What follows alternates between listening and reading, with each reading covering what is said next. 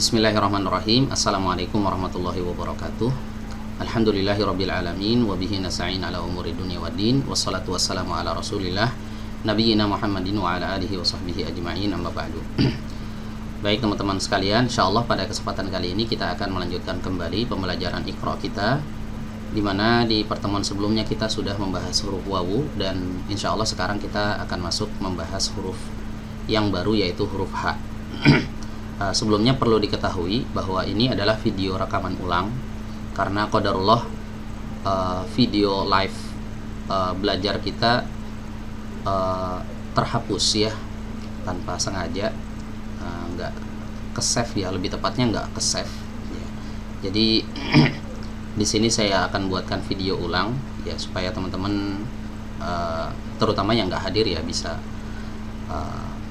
menyimak ya materinya, sehingga tidak tertinggal materi, dan teman-teman yang sudah hadir juga bisa murojaah kembali. Baik, huruf yang akan kita bahas kali ini adalah huruf yang bentuknya seperti ini ya, bulat kemudian agak melengkung ke sini. Nah ini namanya huruf H ya. Seperti kita mengucapkan huruf H dalam bahasa Indonesia ya. Tempat keluarnya adalah dari tenggorokan bagian bawah ya. Kalau dikatakan tenggorokan bagian bawah, maka maksudnya adalah pita suara ya. Jadi boleh dicatat ya teman-teman ya, kalau dikatakan tenggorokan bagian bawah, maka yang dimaksud adalah pita suara ya, keluar dari pita suara. Sama seperti huruf hamzah ya, sama seperti huruf hamzah. Bedanya di mana? Bedanya di sifat ya, di sifat hurufnya.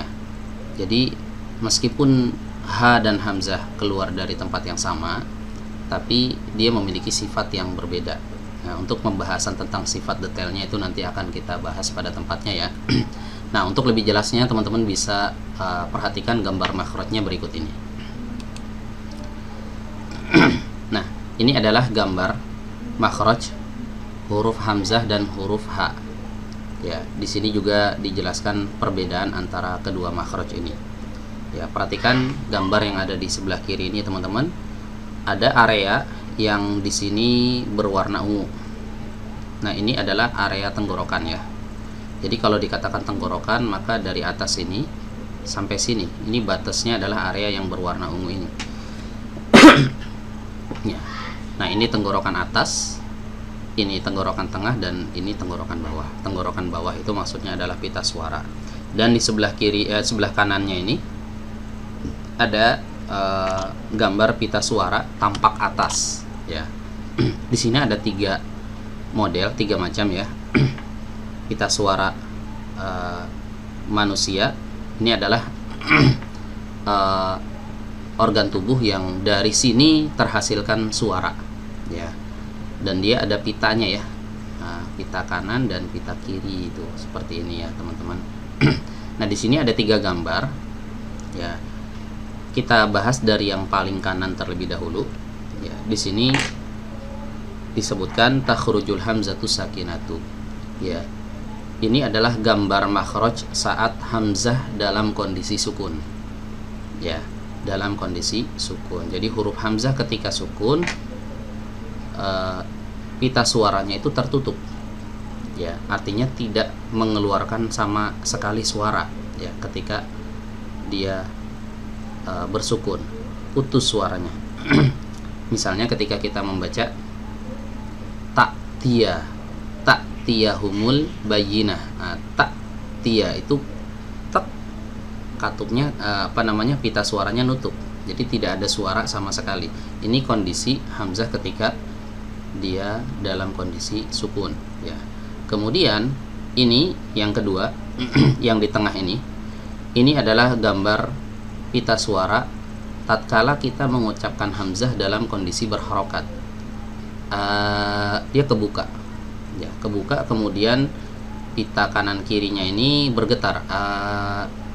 Makanya kalau kita pegang tenggorokan kita di bagian bawah terutamanya, ini getar teman-teman. Nah, getaran ini muncul dari pita suara ini ya. Ini hamzah saat dia berharokat. Ya, jadi ketika dia bersukun, dia mendekat, nutup. Ketika dia berharokat, dia terbuka. Nah, ini hamzah. Bagaimana dengan ha? Nah, ini yang menjadi pokok pembahasan kita sekarang, huruf ha.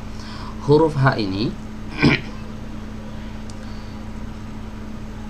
dia selalu terbuka. Ya, pita suaranya selalu terbuka, baik dia dalam kondisi bersukun atau berharokat. Ya, ha, hi, hu, bah,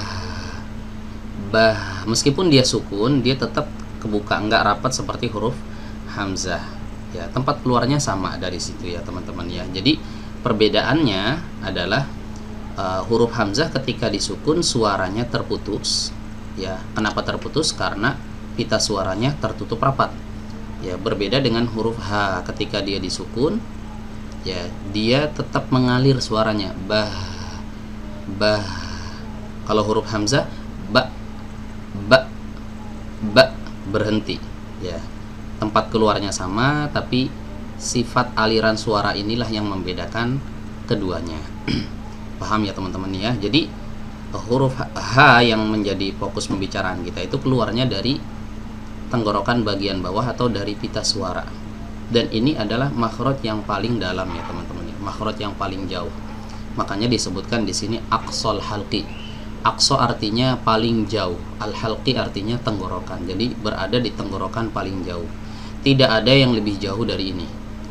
Ya, artinya nggak ada huruf yang melampaui pita suara sampai ke bawah sini.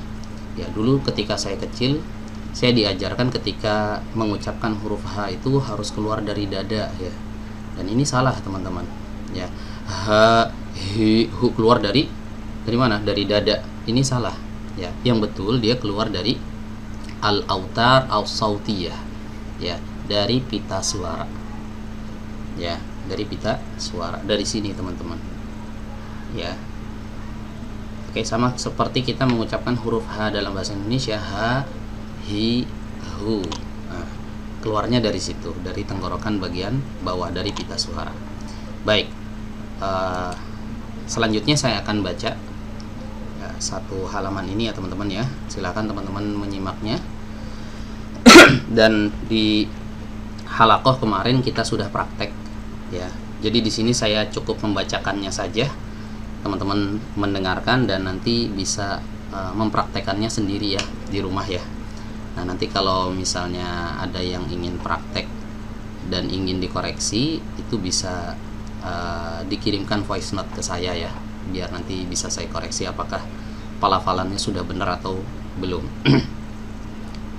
Baik, saya baca ya teman-teman ya, satu halaman ini silahkan disimak. A'udzu billahi minasyaitonir rajim. Bismillahirrahmanirrahim. Ha masya, jahada, dawaha, fakho'a, toharo, waduha, wahadhu, kamana, zahaqo, sahala, zaghoso, jahaha, abatasa, jahaho, daza, roza, sasha, sodo, zo, aghfaqo, kalamana, waha. Baik, seperti itu ya teman-teman ya. Silakan nanti dipraktekkan sendiri di rumah. Ada satu hal lagi yang ingin saya sampaikan, lupa ya.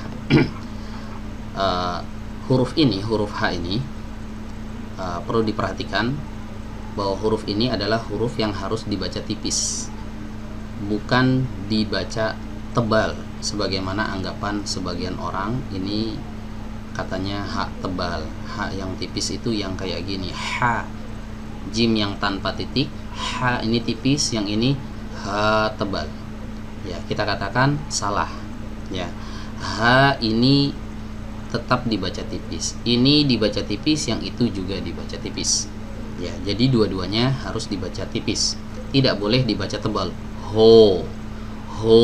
Ini kalau tebal seperti itu suaranya, teman-teman. Ho, ho. Itu kalau tebal. Ha, ha. Nah, ini baru tipis. Jadi yang membedakan antara huruf H ini dengan H ini bukan tebal tipisnya. Ya, dua-duanya dibaca tipis. Yang membedakan adalah makhrajnya.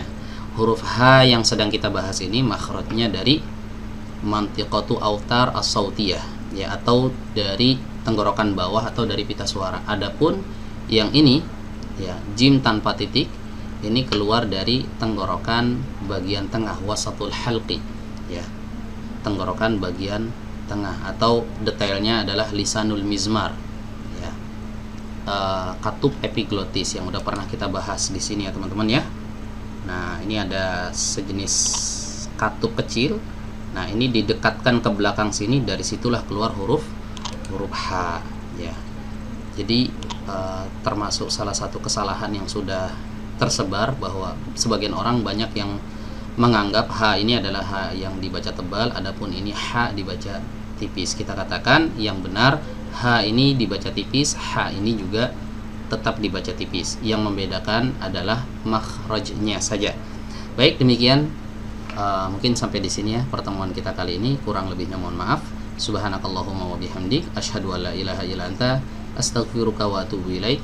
Wassalamualaikum warahmatullahi wabarakatuh.